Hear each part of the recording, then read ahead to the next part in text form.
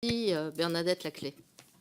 Oui, merci Madame la Présidente. Je vous remercie d'accueillir des députés qui sont territorialement concernés par ce sujet. Je m'exprimerai en mon nom et au nom de Béatrice Santet. Peut-être vous pourrez me laisser donc quelques secondes de plus. Simplement, deux constats, si vous me le permettez, et quelques interrogations à mon tour.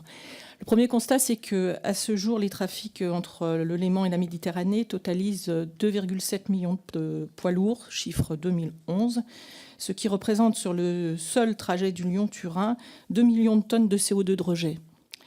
À titre de comparaison, à ce jour, il reste sur les routes suisses 1,2 million de poids lourds et la Suisse va bientôt ouvrir le Gothard, ce qui viendra encore alléger ce trafic, ce qui montre le différentiel existant entre la France et la Suisse sur la lutte des rejets de CO2. Le deuxième constat, il est d'ordre technique. Je crois qu'il est impossible de croire en une solution de modernisation de la ligne existante. Et comme cela a été souligné, malgré de très lourds investissements, puisqu'on estime qu'ils ont été de l'ordre d'1 milliard d'euros sur la ligne Dijon-Modane, nous sommes obligés de constater que cette ligne n'est pas attractive. Et pour une simple raison, c'est qu'à partir de Saint-Jean-de-Maurienne, les pentes sont excessives. Et elle mène à un tunnel qui se situe à 1300 mètres d'altitude, qui le rendent peu attractif. Malgré le renfort de locomotives de traction, ça reste un accès qui est difficile.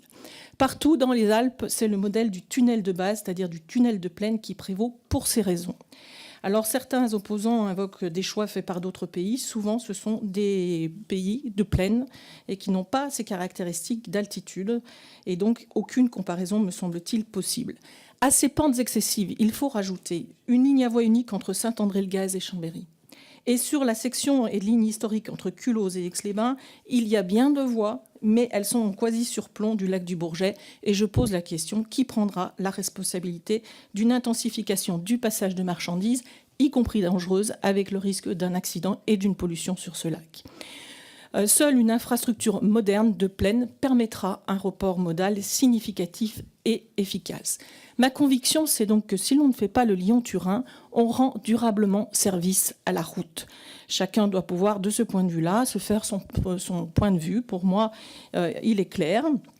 Et à ces opposants, je demande de manière solennelle, trouvez-vous acceptable que les populations des Alpes suisses ou des Alpes autrichiennes, grâce au tunnel de base réalisé dans ces pays, soient protégées des rejets polluants du transport routier et que ce ne soit pas le cas des populations des Alpes françaises ? Deuxième question, trouvez-vous normal que les échanges économiques entre la France et l'Italie aient à subir durablement le lourd déficit de compétitivité comparativement aux échanges entre l'Allemagne et l'Italie, qui bénéficient de tous les efforts suisses pour les franchissements alpins? Car telle est bien la question.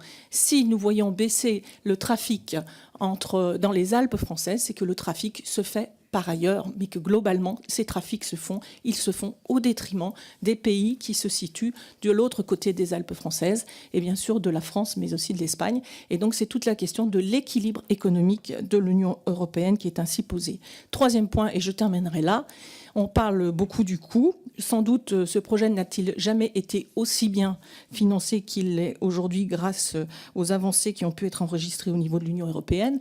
Je poserai une dernière question. Trouvez-vous normal que l'on impute au projet du Lyon-Turin des projets qui, de toute façon, seront à réaliser, de ce type contournement autoroutier de Lyon, ou contournement ferroviaire de Lyon, ou encore les accès français au Lyon-Turin, puisque nous savons que ces accès français seront nécessaires pour d'autres types de transports. Enfin, dans les chiffres qui sont avancés par la Cour des